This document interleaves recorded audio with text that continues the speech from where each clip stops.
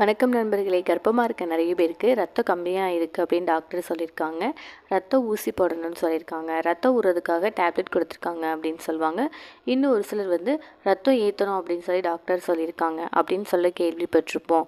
ரத்தம் கம்மியாக இருக்குது அப்படின்னா எவ்வளோக்கு கீழே இருந்தது அப்படின்னா ரத்தம் கம்மியாக இருக்குது, எவ்வளோ இருக்கணும், அப்படி ரத்தம் அதிகமாக ஆகிறதுக்கு இல்லை ரத்தம் நல்ல அளவில் மெயின்டைன் ஆக என்ன சாப்பிட்ணும் அப்படின்றத பற்றி தான் இந்த வீடியோவில் பார்க்க போகிறோம். வாங்க பார்க்கலாம். கர்ப்ப காலத்தில் கர்ப்பமாக இருக்க பெண்களுக்கு ரத்தத்தோட அளவு அப்படிங்கிறது 11 கிராம் பை டெசிலிட்டர்லேருந்து 16 கிராம் பை டெசிலிட்டர் இருக்க வேண்டியது ரொம்ப முக்கியமானது. இந்த 11 கிராம் பை டெசிலிட்டரை விட கம்மியாக 10 கீழே போகும்போது தான் அதை அவங்களுக்கு கர்ப்ப காலத்தில் ரத்த சோகை இருக்குது இல்லை ரத்தம் கம்மியாக இருக்குது அப்படின்னு சொல்லி டாக்டர் சொல்லுவாங்க. கம்மியாக இருந்தது அப்படின்னா அதனால் பிறக்கிற குழந்தைக்கு எடை கம்மியாக இருக்க வாய்ப்புகள் ரொம்ப அதிகம். இதனால் மதருக்கும் நிறைய சோர்வுதலாக இருக்கும். மதர் அண்ட் பேபி 2 பேருக்கும் ப்ராப்ளம் வரக்கூடாது அப்படின்றதுக்காக தான் ரத்தத்தோட அளவு அதிகரிக்க சொல்கிறது. என்னென்ன சாப்பிட்டோம் அப்படின்னா ரத்தத்தோட அளவு அதிகரிக்கும் அப்படின்னு பார்த்தோம் அப்படின்னா, நீங்கள் ஒரு வேளை வெஜிடேரியனாக இருந்தீங்க அப்படின்னா நல்ல பச்சை கீரைகள், காய்கறிகள், பழங்கள் இதெல்லாம் சாப்பிடணும். முக்கியமாக தானியங்கள், கருப்பு சுண்டல், வெள்ளை சுண்டல், பச்சை பயிறு, உலர்ந்த பழங்கள் இருக்கும். அதாவது உலர்ந்த பழங்கள் அப்படின்னா கருப்பு திராட்சை, அத்திப்பழம், இந்த மாதிரி உலர்ந்த பழங்கள் சாப்பிட்டீங்க அப்படின்னா ரத்தத்தோட அளவு அதிகரிக்கும்.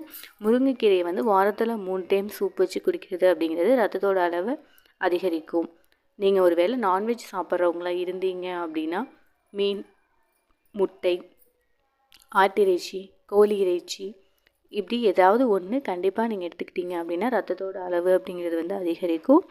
வெஜிடேரியன் டெய்லி சாப்பிட்லாம் சிஸ்டர், நான்வெஜ் டெய்லியும் சாப்பிட்லாமா அப்படின்னு கேட்குறவங்க இருந்தீங்க அப்படின்னா தாராளமாக டெய்லியும் சாப்பிட்லாம். பட் நான்வெஜ் டெய்லி நீங்கள் சாப்பிட்றவங்களாம் இருந்தீங்க அப்படின்னா 100லேருந்து 150 கிராமுக்கு அதிகமாக இல்லாமல் உங்களோட ஃபுட்டில் பார்த்துக்கோங்க. டெய்லி 100லேருந்து 150 கிராம் எந்த நான்வெஜ்ஜாக இருந்தாலும் நீங்கள் எடுத்துக்கலாம். இன்னும் பெட்டர் என்ன அப்படின்னா ஆட்டோட சுவரொட்டி அப்படின்னு சொல்லி சொல்லுவாங்க. அது உணவில் எடுத்துக்கிறது அப்படிங்கிறது ஹீமோக்ளோபினோட லெவலை நல்லா அதிகரிக்கும். அதனால் ஒரு சிலர் நல்ல ஃபுட்டு ரத்தம் ஊறுறதுக்காக நல்ல ஃபுட் எடுத்திருப்பாங்க. ஆனால் விட்டமின் சி எடுத்துக்கிட்டோம் அப்படின்னா தான் நமக்கு நம்ம உடம்பு இரும்பு சத்து அப்சார்ப்ஷன் ஆகும்.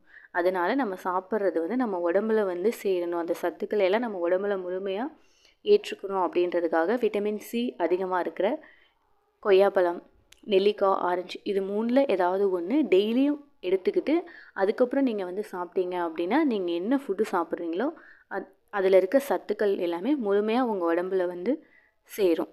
அதனால் இப்போ சொன்ன ஃபுட் பேட்டர்னை ஃபாலோ பண்ணிங்க அப்படின்னாலே உங்களுக்கு ரத்தத்தோட அளவு அப்படிங்கிறது அதிகரிக்கும். இந்த வீடியோ ரிலேட்டடாக ஏதாவது டவுட் இருந்தது அப்படின்னா கீழே கமெண்ட் செக்ஷனில் கமெண்ட் பண்ணுங்கள். நன்றி.